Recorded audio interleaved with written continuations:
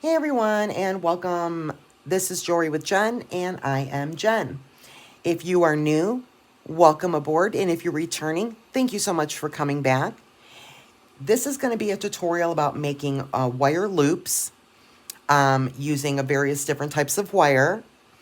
And if you haven't already, go ahead and hit that subscribe button. If you like this video and find it useful and you learned something that you didn't know before, please give me a like, thumbs up at the end.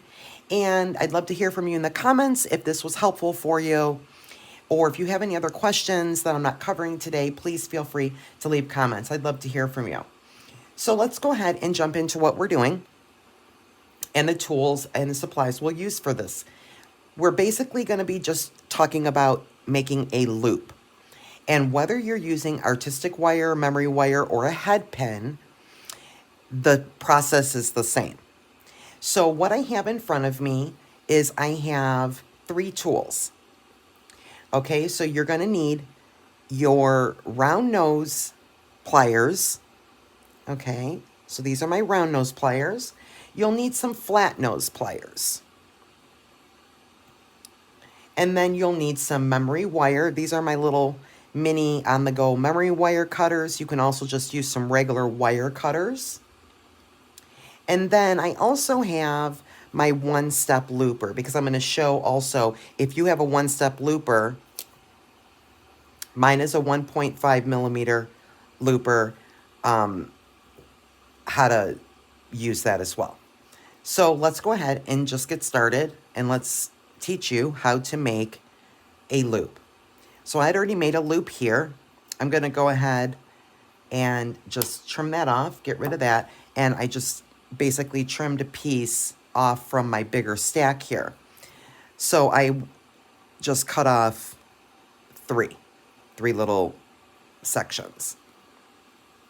So if you're using memory wire, how to make a memory wire loop is you're basically going to take the end of your wire and you're going to have about 1/4 of an inch or so on sticking out of the other side of your finger. You're going to go ahead and grab your flat nose pliers, grab the wire right at the end of your finger like that, and then you're just going to bend it forward on a right angle, just like that. So that's what you have. Okay, now you're going to go ahead and grab your round nose pliers and then go to the end of your wire with nothing sticking out the other side of the plier. And then you're just going to hold it and roll it forward. And then you're going to move your wrist back up, keeping your plier in, and then continue to pull that loop in until it touches the inside of the other side of the wire. And then that's what we have. You see that? Super easy. Now, as you can tell, the loop is still a little bit open.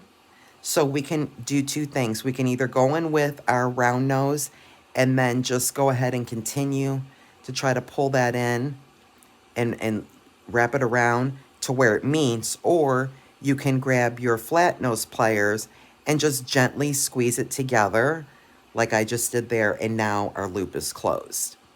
And so when we're doing this on memory wire, as you can see, this is now going to stop our beads from coming off, and that's kind of how you finish memory wire.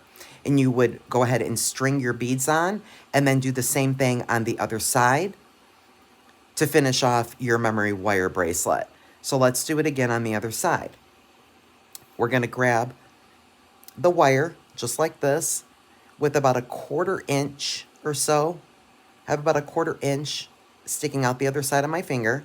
Grab my flat nose pliers, grab that part of your wire, and you're just going to bend it forward just like that over your finger on a right angle. And that's what we have. Now grab your round nose pliers and you're going to go ahead and put them all the way to the end of the wire and then just roll forward and then continue to roll forward.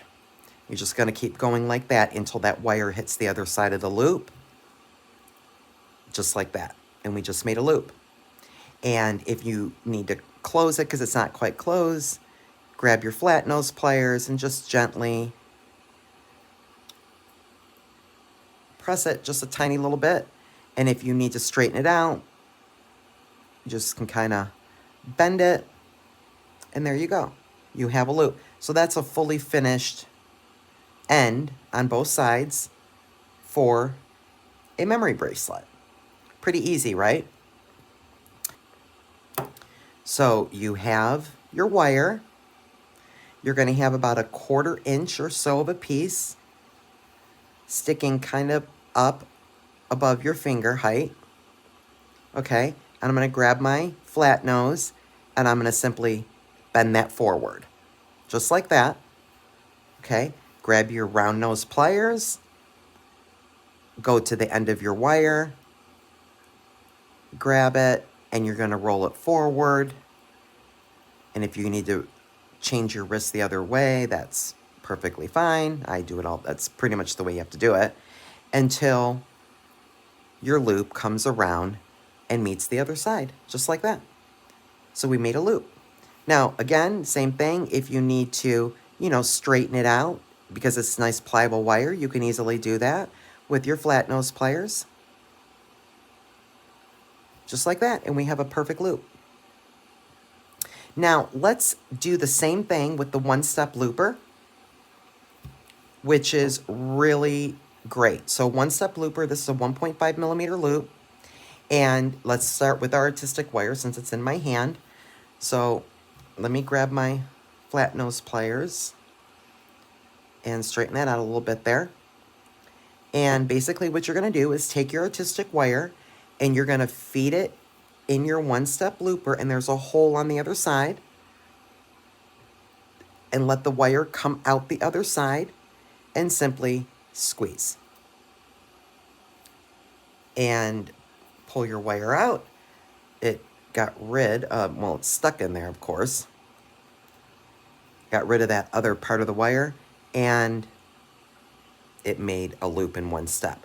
Now, as you can see, hopefully there, it didn't quite close my loop. So that's where I would grab my chain nose or flat nose pliers and then just go ahead and close up that loop. And there you go. There's a one-step looper on the artistic wire. Same concept on the memory wire. Let me go ahead and get rid of the loop that we made using my memory wire cutters. And same thing, we'll take our memory wire and we will feed it through, go right through to the other side where that hole is and let the wire come out the other end, just like that. And then you're just gonna go ahead and squeeze. It cut, as you saw, that other part of the wire and made a loop. And as you can see, it's not quite closed. So again, we simply will go in and close that up. Just have to pinch it very gently. And there you go. One-step looper makes a loop just that quick. Let's do it again on the other side. So let me go ahead and get my memory cutters here. I'll cut off that little loop that we had already just made. And same thing. We'll put the end in, feed it through the one-step looper, just like that. And we'll go ahead and squeeze it. It's going to cut off that other wire, make a loop at the same time, and voila. And as you can see again, that loop is not quite closed. So I can take my round nose pliers, let me move it around the other way, and I can see if I can just turn it in a little bit. Now, this is a little bit more difficult on the memory wire because it's thicker, so that's why I usually grab either my chain nose or flat nose, and I just gently pinch it.